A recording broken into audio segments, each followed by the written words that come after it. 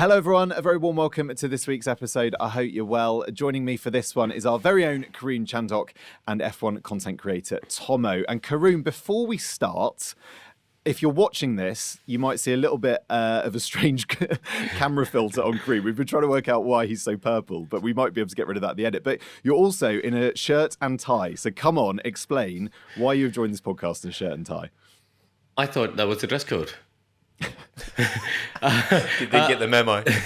No, I'm heading to Downing Street, which sounds like a very pompous thing to be saying, but I'm heading to Downing Street for a bit of a British Grand Prix, pre-British Grand Prix reception. So I dressed up for the occasion, and then my computer appears to have had some weird purple IT failure.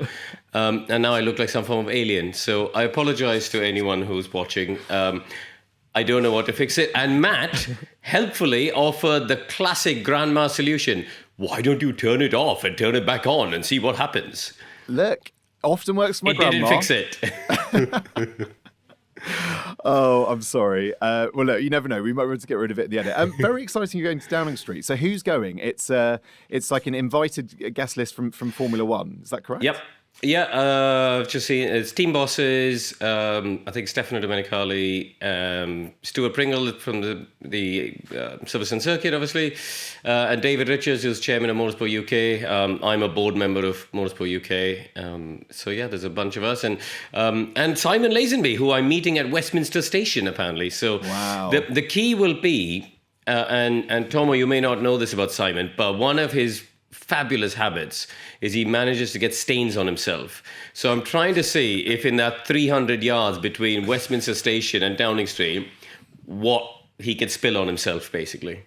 I hope he's not wearing a white shirt. Maybe he's gone black, gone dark, just to save himself. Clumsy man, Simon. I'll keep that in mind. I'll tweet a picture so we find out. Yeah, it'll be something in the local supermarket, won't it? Getting a drink. Can I tell you a fun fact on that vein? By the way, yeah. Austrian Grand Prix. Simon managed to get toothpaste on his shirt. He was found in the TV compound washing his shirt on Saturday for his Sunday race shirt. It was covered in toothpaste. He was washing it and then had a hanger to hang dry it in the TV compound. I'm talking that level of entertainment. Glamorous TV life. Yeah, this is the side of TV that you don't see. Well, look, very good, Karun. We're gonna get this done in good time, so you can get off to meet Simon. But yeah, I mean, I'm fascinated to hear how it goes. And you know, anything you want to raise with our current Transport Secretary, thinking potholes, all that kind of, you know, maybe you can put in the good word. So. Yeah, maybe you can import some curbs from Austria. Hey, hey, track limits. Right, that's perfect. We will segue nicely into what's coming up. So we're going to do our one-word race reviews first up. We're then going to talk about the track limit saga, which I'm going to call it a saga, which happened on Sunday after the race. And then we're going to look ahead to Silverstone, sort of through the lens of what happened in Austria and who's going to be... who's going to have a good chance going into Silverstone. So, one-word race review. Tommo, let's start with you. What are you going to go for? So, it might sound a bit, what's he talking about at first? But I'm going to say competitive.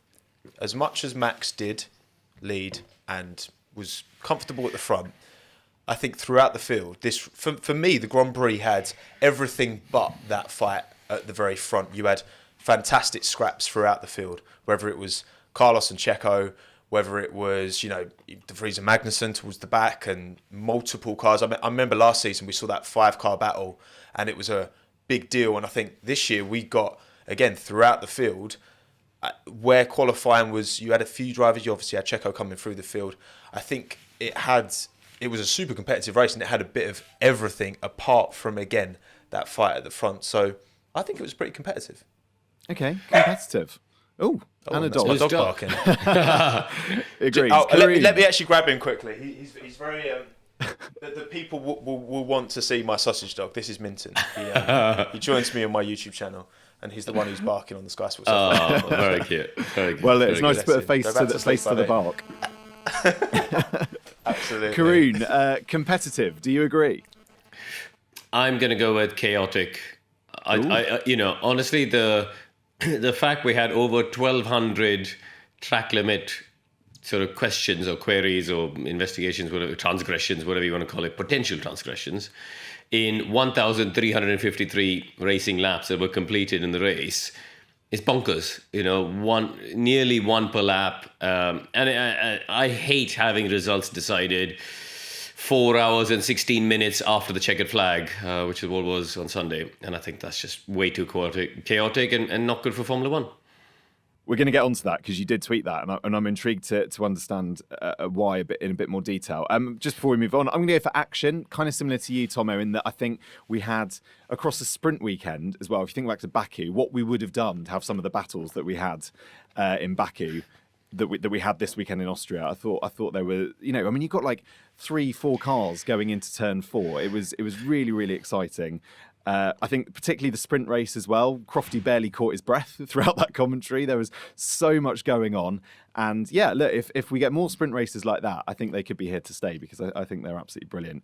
But yes, let's move on to talk about track limits. Karun, you were keen to put a little time limit on this. So we're going to try and keep this as succinct as we can because, I don't know if we're going to class this as tyre chat, similar kind of, non-racing elements that we don't really want to be spending that long talking about. But I think it is important to get into because it had a massive impact on the final race result, could have had an impact even on the podium, if things had gone in a different way. So I'm just going to go through how this all unfolded for people at home who might have not seen this on Sunday, or just a refresher for people who did. So the race finished.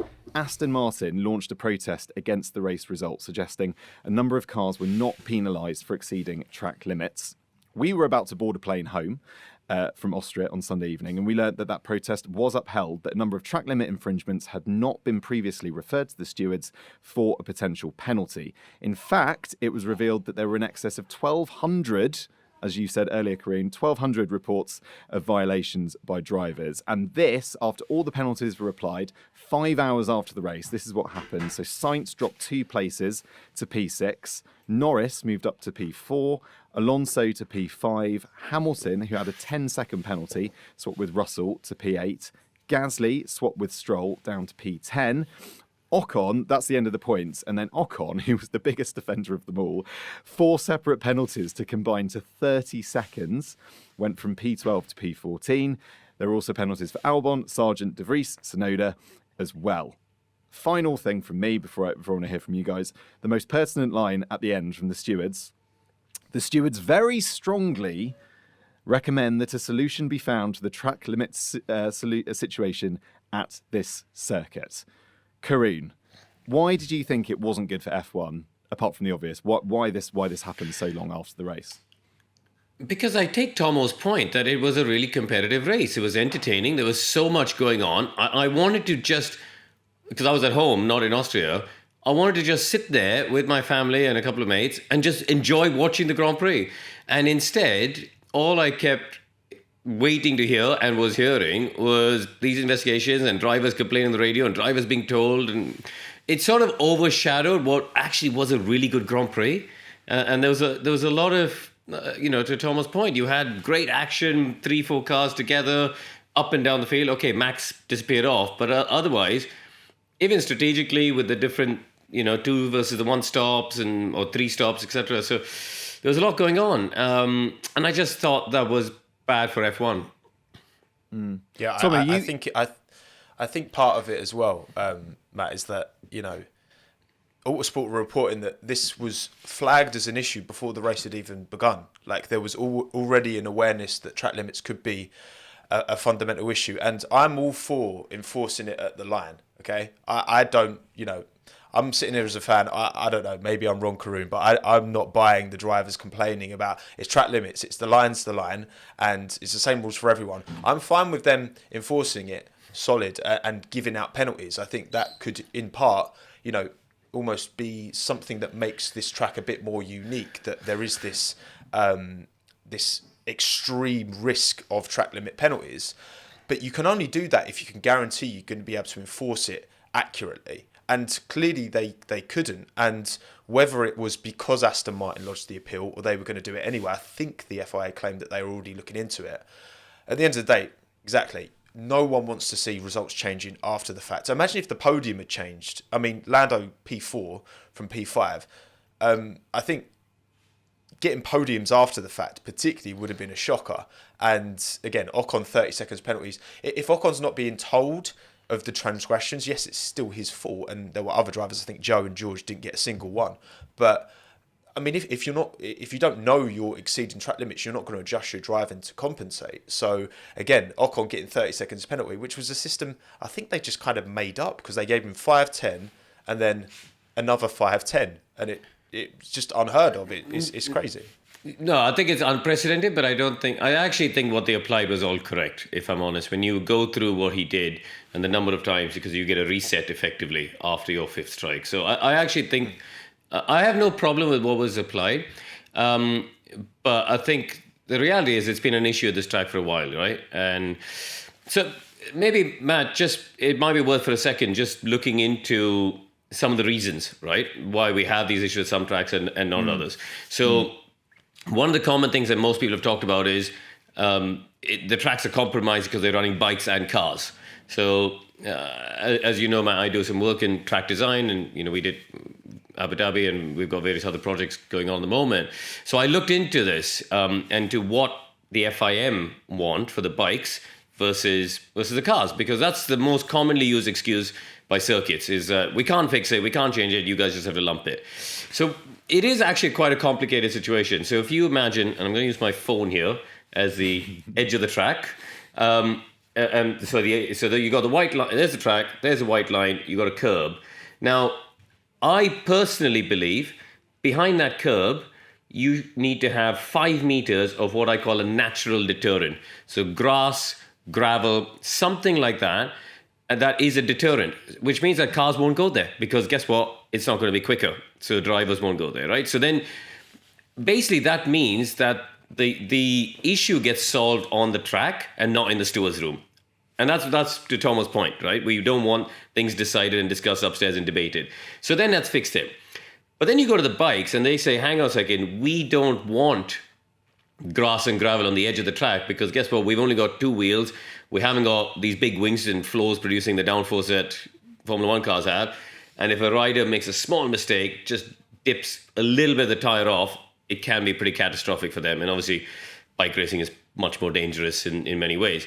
So what F1 needs is 5 meters of grass or gravel on the edge of the curb, and then you can have acres of tarmac. What the bikes want is 5 meters of tarmac and then a load of gravel afterwards. So they actually want the exact opposite.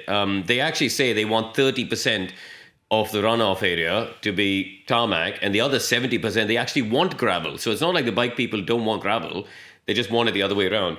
And that's the problem for circuits like the Red Bull Ring, like Silverstone, circuits that host both MotoGP and Formula 1. I think the solution, in my opinion, sorry, go on, but just to offer a solution, my solution is, I think what they have on the outside of turn 1 is quite a good answer in Austria, where they've got that little yellow sausage curb, which is a bolt-down curb. And we never saw track limits transgressions at turn 1, is it? Because if you end up on the top of that yellow curb, the floor will get beached and you'll lose time all the way up the hill, or you end up on the other side and you lose time anyway. And I think running some sort of curb parallel to the circuit, not perpendicular like we had in Monza, which fired that F3 car up into the fence. It needs to run along the side of the track in parallel like it does at turn 1. And if we can't have the natural deterrent that I've talked about, then I think this could be a solution, because they're just bolt down and then you take them off for the MotoGP, so you're not knocking off the kneecaps of the riders. I was going to ask Karun, sorry, one more question on that. How are track limits measured in the race? Because to my mind, given how advanced Formula 1 is as a sport, is there not a way that we can... I mean, I think I was speaking to Bernie about this, and she was saying GPS wouldn't be accurate enough.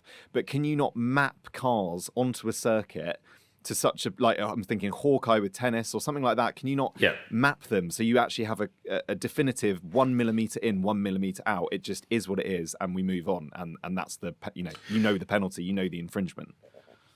Yeah, I think you've sort of answered your point in your question, because the trouble is the speed of the cars means that today the sensors aren't yet accurate enough to read it. So you can, even if you got sensors on just on the outside of the curb, they're not accurate enough to pick up each and every one. So they are still relying on CCTV, on onboard cameras, on television cameras, etc., to pick up those last little details. They have got sensors in there, but it does need to be verified with the cameras, just because the sensors in today's world, and I know that the FIA are doing a lot of work with various technology companies to try and develop a higher frequency, higher what should I call it? More precise sensor, basically, to be able to trigger when a car goes over it. So, but I think the reality is that the issue can be fixed on the tracks, right? You know, I think Cops Corner next weekend is always a nightmare. You know, we're going to have the same discussion there, and to me, I think this is where somehow the FIA and the FIM and the circuits need to come to some sort of consensus and agree, okay, you know, we don't want to be relying on sensors and stewards and timing systems. We want it just sorted out on track. And then it's clear for everyone to see whether somebody's on or off the track, right? If you're in the dirt, you're off and you're losing time. And I really want to take the decision away from the stewards' room. Tommo, I was going to say you were actually at the circuit. So when you're watching a Formula One race as a fan at the circuit, how are these penalties being communicated to people in the stands?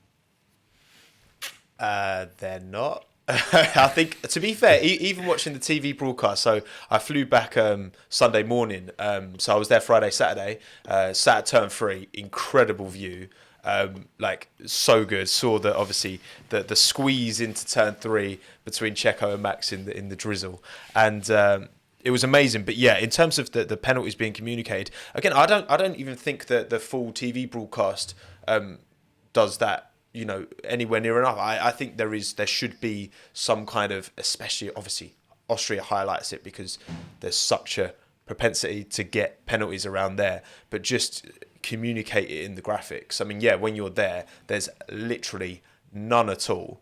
You've got the little screen, even the at Austria, the screen. I remember for qualifying on Friday, they only have to 1/10 of a second. So the gaps between drivers. So, for example, Charles Leclerc was half a tenth behind Max. So it was just 0.0. And it was like, I didn't know exactly what the gap was because 1/10's not enough. Because that's huge in F1. Yeah. So, no communication of that at all, unfortunately. I think that is a solution that, you know, I feel like the broadcast needs to, because then it's hard enough anyway, like to have context of how many times has this car stopped relative to this car, or, you know, is this car pushing? Like we're not going to get all the information, but I think with something like penalties, I feel like there's just a little something to know. There's still 5 seconds in hand for this car, so that at least you can look at it and draw some kind of more accurate conclusion, I guess.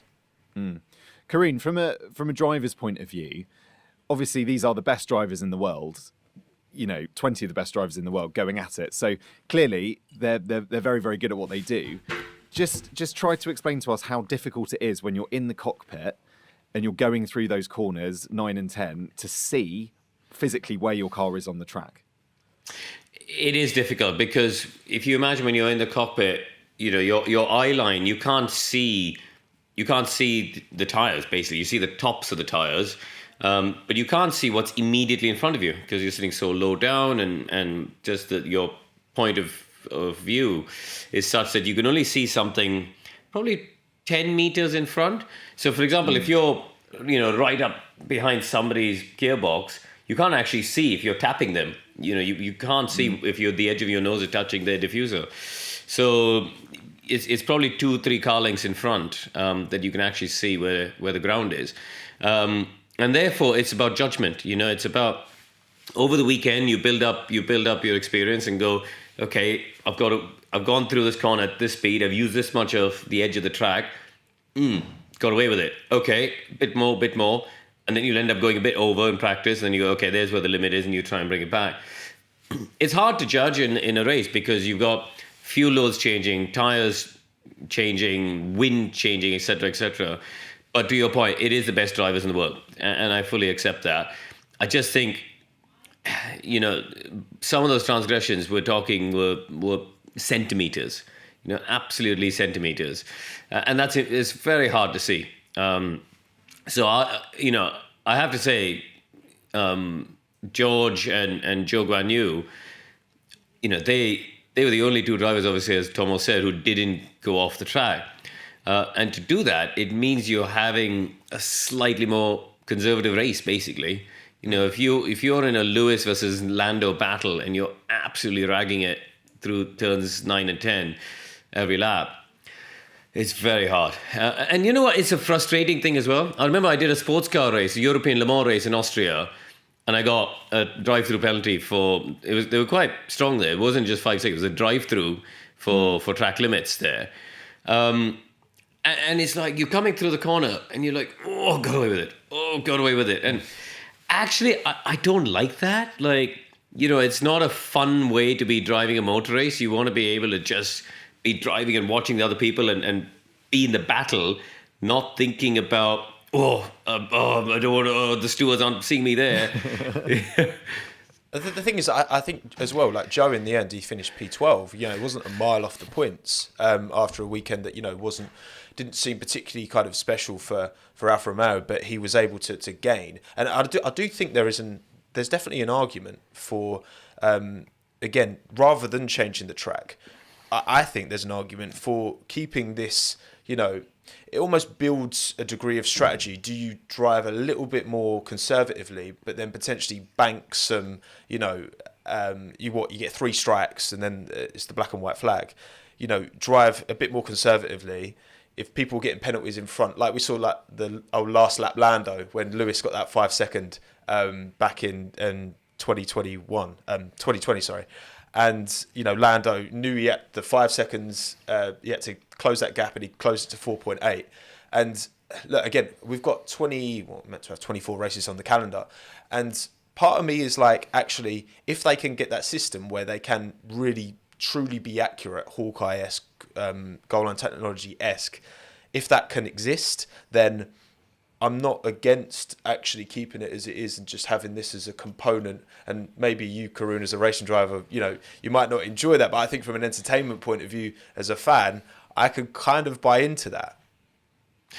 I think it's a big if. I sort of semi-agree with you. I think it can work. I mean, I was at Lord's on Saturday, and you're right. There's a dismissal happens, and there's that element of as it all goes up to third umpire, and you're all sitting there waiting for a decision. And I agree, there is an element of sort of entertainment in that, but it only works because they've got an accurate system now in cricket and in tennis. Exactly. I sort of semi-agree with you, but I think it's a big if at the moment. And until we get to that point, we need to find another solution. We can't have more races like this. Agreed.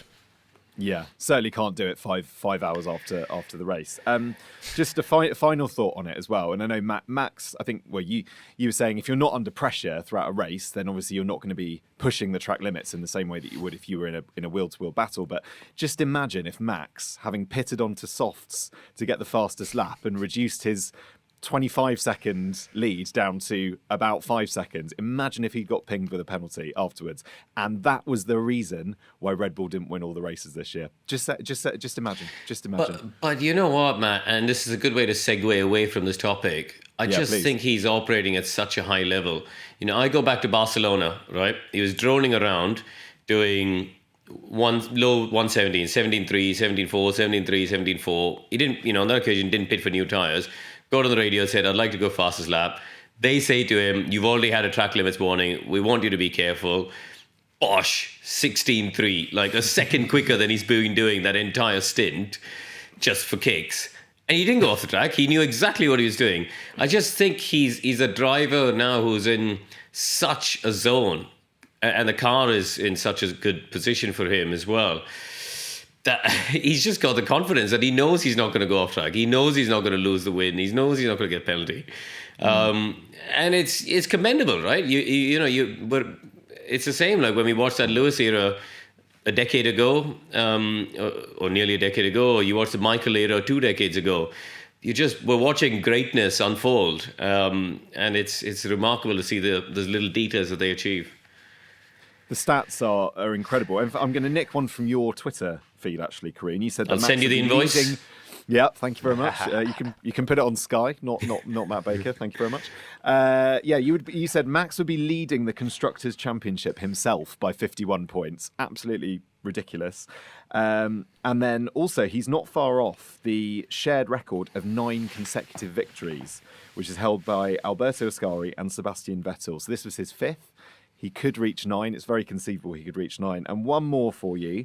That Red Bull scored their 10th consecutive win, and that's the second longest streak in history, behind McLaren's 11 in a row in 1988. So they have the chance to equal that at Silverstone this week. Tommo, what did you make of Verstappen's performance? It like everything that got thrown at him, which to be fair probably wasn't all that much, but everything across the weekend. He had the sprint, the lack of practice. He just seems to breeze through it, doesn't he?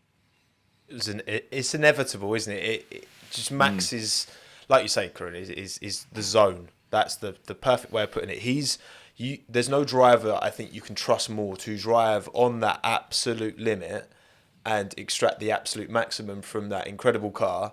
And it's, again, driver, car, in perfect harmony. It's so impressive. And to do it in Austria as well, which, again, having been there, for the first time, it is... Like the support for Max for there is crazy. It's mad. Like going to a Grand Prix that is so, I've never been to Italy, so I've never seen the Ferrari support you get in kind of Monza, for example. But I've been to kind of Silverstone in Canada. I've been to a few races and it's always been it's a varied fan base, but it's so heavy into Max in Austria. So for him to do it there and go for the fastest lap as well and give the fans what they kind of wanted in that, because I'm sure Max acknowledges that Austria's been was the de facto home race for a long time before Zandvoort came on the calendar. So to do it there as well, I'm glad Red Bull let him come in and go for that fastest lap, because that was like the cherry on top of what has been a incredible season for him. Like it's easy to get to a point where you kind of just take it for granted, but he is doing incredible, peak Hamilton, Vettel, Schumacher, Senna-esque, performances week after week after week, and it's it's incredible. Were you enjoying any of the Dutch EDM in the Grand? What? Yeah, there was a bit. I was in the Schnitzel burgers were really good. Wow, they were quite pricey. Wow.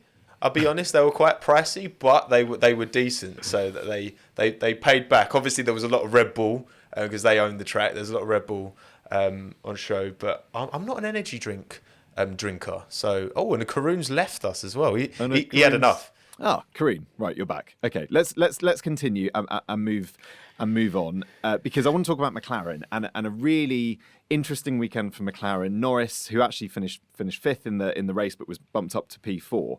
Karun, big improvements at McLaren. That upgrade package seems to be looking good, doesn't it? Well, I'm always a bit nervous about this because, one swallow doesn't a summer make, and Austria is A, a track that Lando is exceptional at, B, McLaren have historically been pretty good there. So let's see as the rest of the season unfolds. They've been sort of up and down a bit, haven't they? But yeah, you're right. Hopefully this is the turning point, that the upgrade package has worked, and Oscar will have it this weekend at Silverstone, and we'll get to see. Because, if you consider where they were at the start of the year, they had the slowest car at some points in the opening 3 races. And all of a sudden, this weekend, they're just off the podium. They're quicker, genuinely quicker than Aston, genuinely quicker than Mercedes, or at least Lando was. That's an amazing turnaround. If this is not a one-off, and this is something that can carry on. Tommo, you were actually at the MTC yesterday, weren't you, for the launch of their new livery this week? What was the mood? I imagine a lot better launching a livery where you've got a slightly better car, you feel, underneath you. Yeah, Lando had a bit of a twinkle in his eye. I think he was very satisfied, rightly so. P4, and I think Oscar.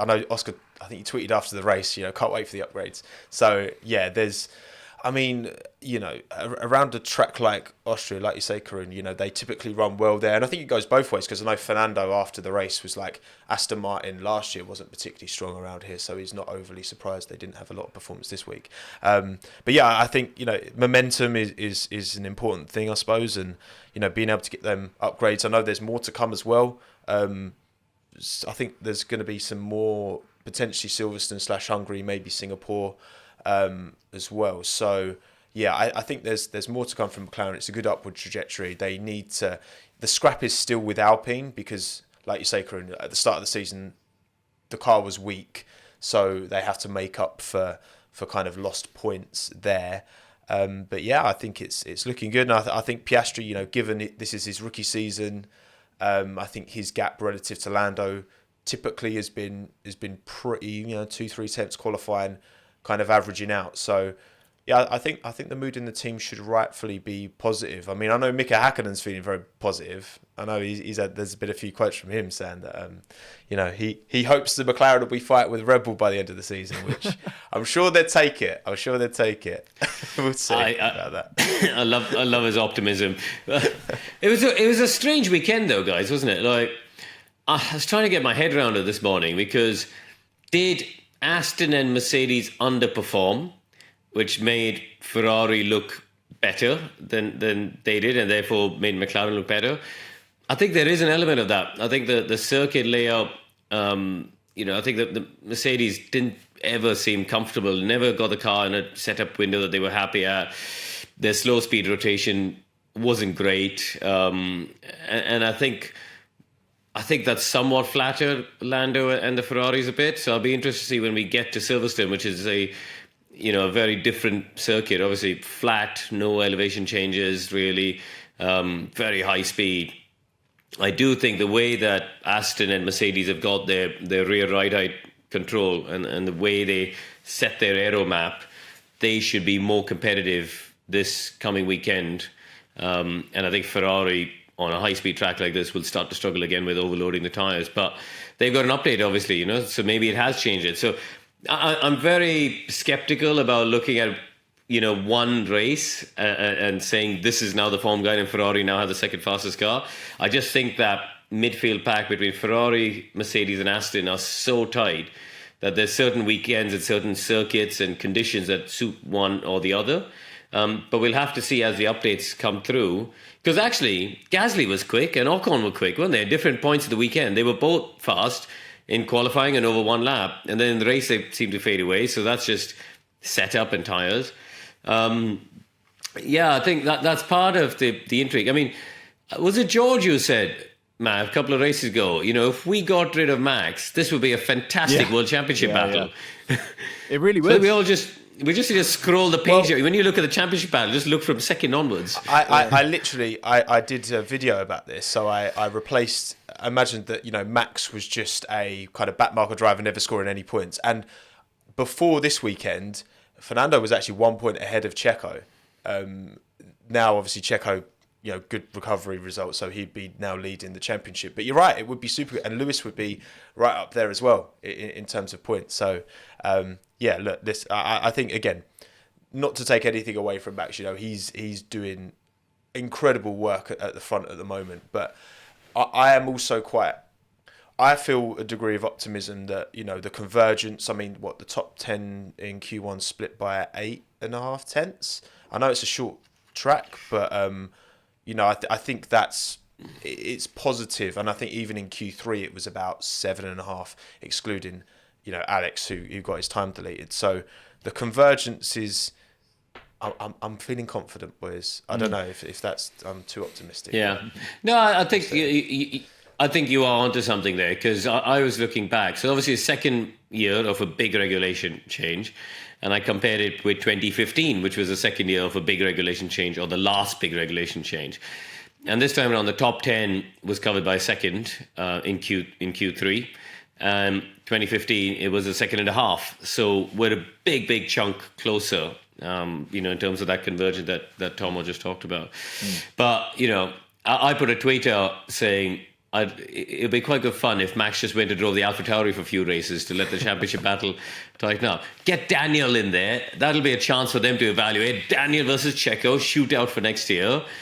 Because Max would have already won the World Championship, so this is just kind of a mid-season, But Crofty said a stat, didn't he, that Max could miss every race until the Dutch Grand Prix and still be in the championship lead. So stick him in an AlphaTauri for 3 or 4 races, and that'll be fun to watch and see what he can do. Holiday. It'd be good. It'd be good marketing for AlphaTauri, to be fair. Exactly. Yeah, I mean, it'd be pretty depressing for their incumbent drivers if he's in an AlphaTauri and still getting on the podium. Yeah. But true, very much so. I wonder with the McLaren. Obviously, it's easy to get ahead of yourselves with McLaren this weekend and say, it's all looking good, it's all looking rosy. I wonder if they will look at what happened to Mercedes in Spain and actually go, after Spain, Mercedes looked, for all intents and purposes, like they'd made huge gains and huge progress. And Karun, I guess, we have to remember that we're going to specific tracks that suit specific cars, and would you say, Matt, perhaps Silverstone is going to be a slightly more level playing field? Is that fair to say? Are we going to get more of an idea after this weekend about where the cars sit? Yeah, I mean, Silverstone is all about high speed. You've really only got 3 slow speed corners now.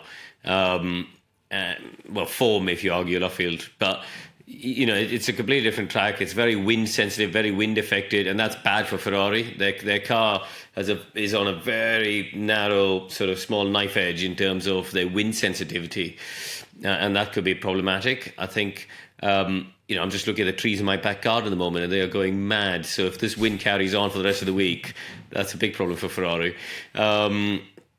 So I think let's take Red Bull out of it. And I would say we're going to be back to a Fernando versus the Mercedes. And listen, that's great for the home crowd, right? If we can have George and Lewis in contention for a podium, that'll be fantastic for the home crowd.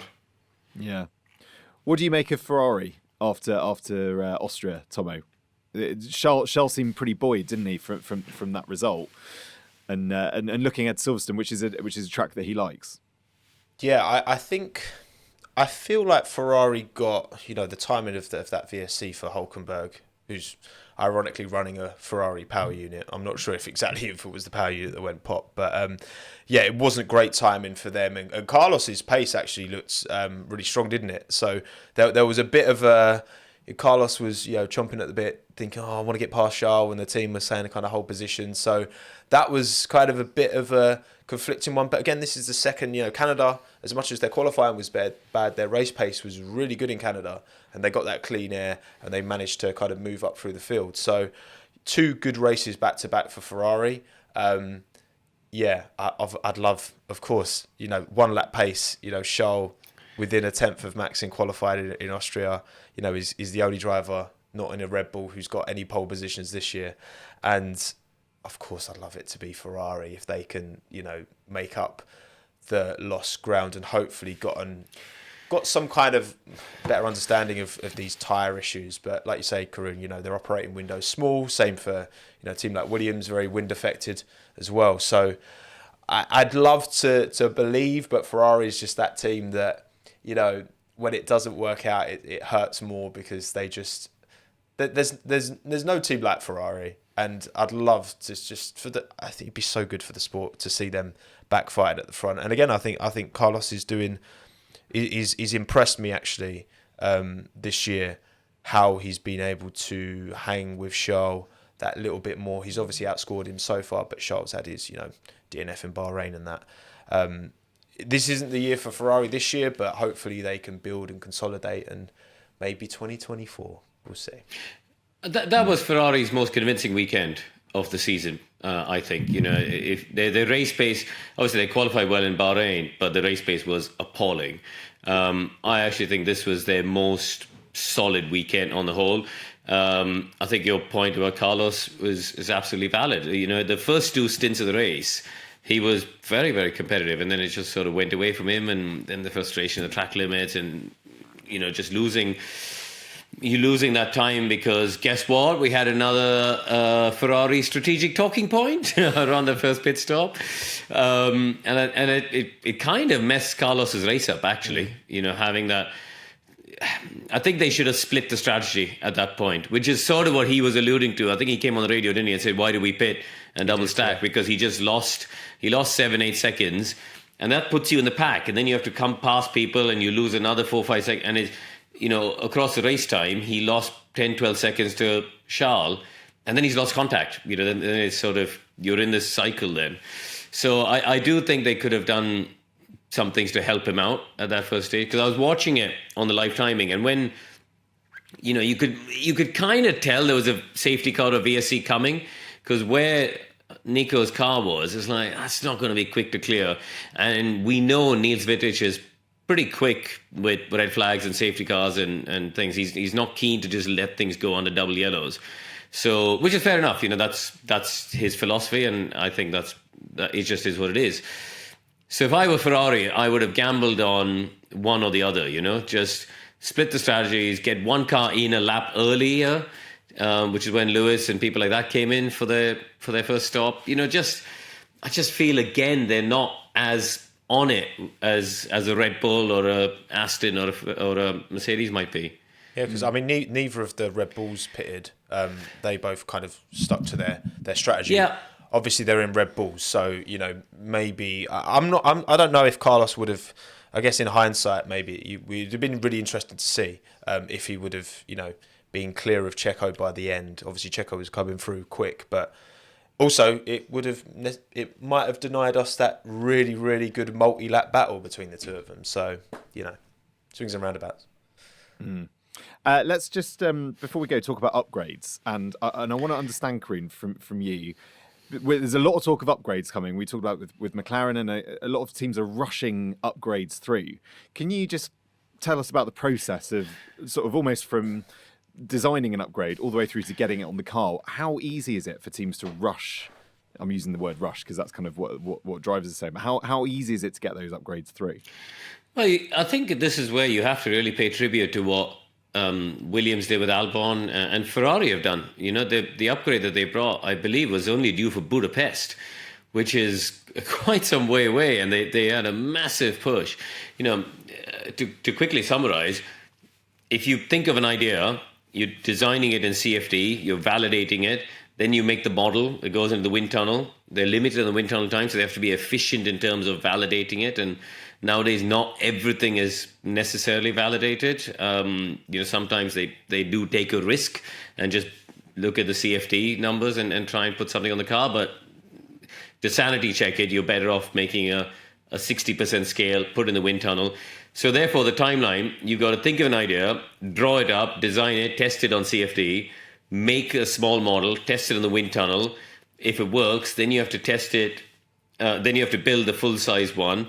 It has to be tested at the factory in terms of loads, and they'll have various ways to check, the load-bearing sort of effect of that, really. For example, if you've got a wing and you're putting X amount of G onto it, can it sustain the load of it if you've got a new updated different front wing or a different rear wing? So once they go through all that, you're looking at sort of 6-7 weeks, really, as a normal lead time, 6 to 8 weeks, depending on the size of the part and what it is. And also it has to work in conjunction with other bits. You can't just, as Mercedes have said so many times, you can't just take the side pods off a Red Bull and put it in their car.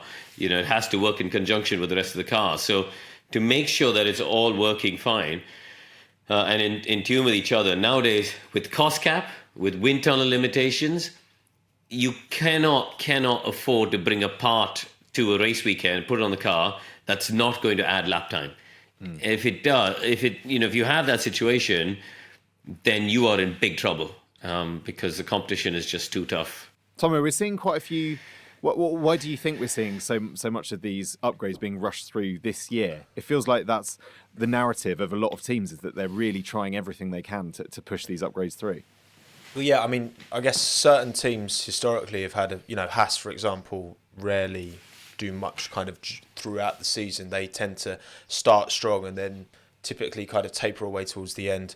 I guess maybe the cost cap has changed things a bit as well, especially for the bigger teams, and you've not necessarily got certain advantages baked in. Obviously, you've still, infrastructure. James Vowles has talked about this a lot at Williams, and how a lot of the infrastructure is holding them back, and they're not able to be as efficient with the time as other teams are. There's always been time limits, of course, but you can't just throw money at the problem like you used to. So I think Karun, you nailed it. Like, you can't afford to mess them up. In the past, the big teams with the big budgets, the Ferraris, the McLarens, the Red Bulls could, just try like 5 different wings and see if one works. You throw money at the issue, and it was because you would have the top teams literally spending 3-4 times what the bottom teams were. And I think it's not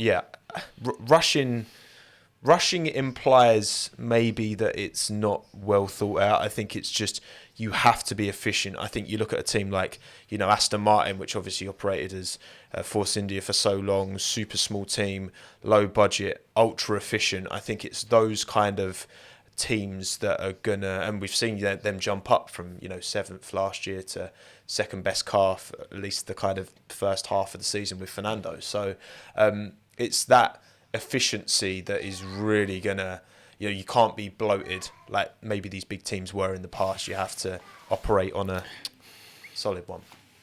And you have to be careful as well, because, on one hand, you're watching other people and you kind of think, ooh, that's quite a good idea on a Red Bull. We should be able to copy that. But you don't know what they're thinking.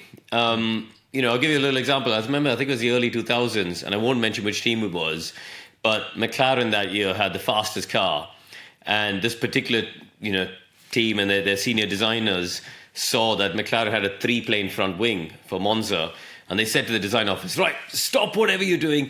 We need to get a 3-plane front wing. That's what we have to have. Get it. And they just stopped everything. They put all their efforts, huge amount of effort. Within 3-4 weeks, they had this 3-plane front wing for the Italian Grand Prix. Got to Monza, and McLaren had a 2-plane front wing. God, no. And it's, as I say, I won't name names, but, it's the sort of thing which you can get caught out on, right? You don't want to watch. Yes, you have to keep an eye on what other people are doing, but you have to have conviction in your own thought process, in your own design process, and your own people, and your own philosophy. Sorry, that reminded me of a Max quote. Was he like when he was saying, "Oh, we've come with no side pods." Just imagine if Red Bull pulled up with no side pods after Mercedes then put side pods on. That would have been because the thing is as well, if you're always copying and by the time you've actually brought the upgrade, like you said, Karun, it's a long process. By the time you've actually bought it, well, that team's developed they've not just been sitting still that time. So it's again, you can take influence. I know Red Bull took the shape of their diffuser at the back. That was apparently inspired by Williams, which is a team towards the back. But that doesn't mean that with Adrian in his notebook, he can't. He's taking it all in. Teams top and bottom ideas, regardless. And if you can make it work, you can make it work. But like you say, you can't just bolt the Red Bull side pods on and expect performance. It is a bit more complicated than that. Goes right over my head, to be honest. Yeah, it's fascinating, and there's going to be even more upgrades coming. We talked about McLaren. I believe Mercedes have also got some upgrades coming for Silverstone as well. So going to be very interesting to see what happens with those. Right, Karun, I know you've got to go to Downing Street. Not a line I thought we'd say on this podcast. No, but that's why we're going to have to draw it to a close here. But can I just make a plea out before I go? Is there anyone out there in IT world who can send me a tweet and tell me why my camera's gone purple? If you could just tweet me a fix so that for the next episode, whenever Matt, lets me come on, I don't look like an alien from Jupiter.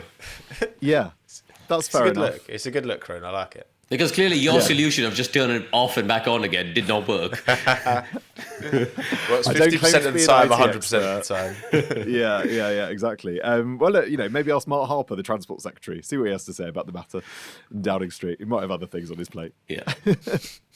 All right, guys, thank you so much for your time. Really appreciate it. We'll be back next Tuesday after Silverstone to look back at that. So we hope you can join us then. Bye for now.